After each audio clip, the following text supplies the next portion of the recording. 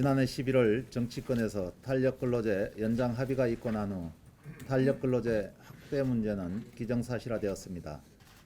여야 합의 직후 한국노총은 장시간 노동으로 인한 건강권 문제와 임금 저하 문제가 발생할 수 있어 탄력근로제 확대에 대해 강력히 반대했습니다.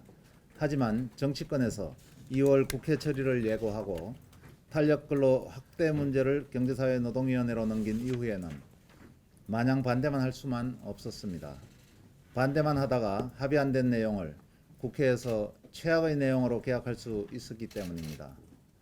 우리는 이미 지난해 5월 최저임금 산입범위 확대 과정에서 노사 합의가 안 된 내용을 정치권이 노동자들의 의견을 무시하고 최악의 내용으로 계약한 쓰라린 경험을 갖고 있습니다.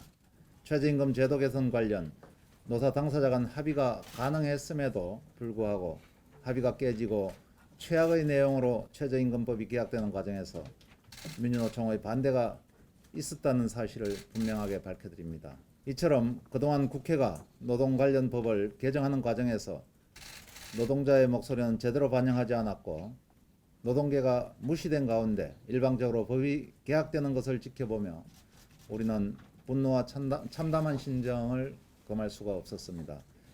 탄력근로제 확대만 해도 노사 당사자 간 합의가 안 된 가운데 국회에서 처리하게 된다면 도입기간도 1년으로 늘어나고 노동자 건강권, 임금 보전 문제는 임금 문제보다는 기업의 이윤 추구와 경제 논리에 휘둘려 최악의 내용으로 계약이 될 가능성이 매우 높다고 생각했습니다. 노사정 간 협상에서는 노동계가 충분히 목소리를 내고 협상 결과에 그 내용을 반영시킬 수 있지만 국회 처리 과정에서는 노동계의 목소리가 한낱 구호로 취급되는 경험을 우리는 수없이 해왔습니다. 노동계는 반대 투쟁을 하고 국회는 최악의 내용으로 법개혁 처리를 강행하고 그 피해는 현장 노동자에게 돌아가는 것이 그동안의 법 개정 과정이었습니다. 그 과정을 또다시 되풀이하는 것은 책임있는 노동단체의 모습이 아니라고 생각합니다. 특히 사회적 대화의 길이 열려 있고 참여할 수 있음에도 불구하고 참여하지 않고 반대만 하는 것은 무책임의 극치라고 생각합니다. 반대 투쟁을 하여 법 개혁을 막을 수 있다면 한국노총도 그 길을 갈 것입니다. 하지만 과거의 역사는 그것이 잘못되었다는 것을 우리에게 가르쳐주고 있습니다.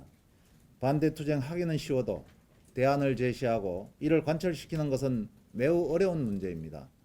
한국노총은 많은 고민 속에 책임있는 노동단체로서 2천만 노동자의 건강권과 권리를 지켜야 한다는 절박한 심정으로 탄력근로제 관련 사회적 대화에 나섰습니다.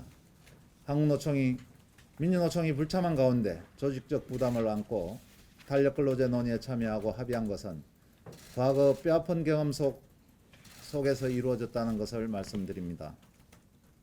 여러분도 아시는 바와 같이 한국노총은 어제 경제사회노동위원회에서 탄력근로제 6개월 연장에 대해 합의하였습니다. 한국노총은 탄력근로제가 현행 3개월에서 더 연장될 경우 노동자의 건강권 문제와 임금 저하 문제가 발생할 수 있음을 지적하였고 이 부분에 대하여 처음부터 끝까지 집중적인 논의와 여론화를 이끌어냈습니다.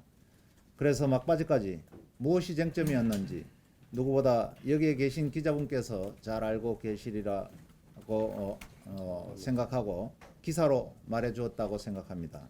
한국노총은 어렵게 만들어진 탄력근로제 합의 내용이 훼손되지 않고 입법 과정에 온전히 반영되도록 해줄 것을 정치권에 요구하는 바입니다.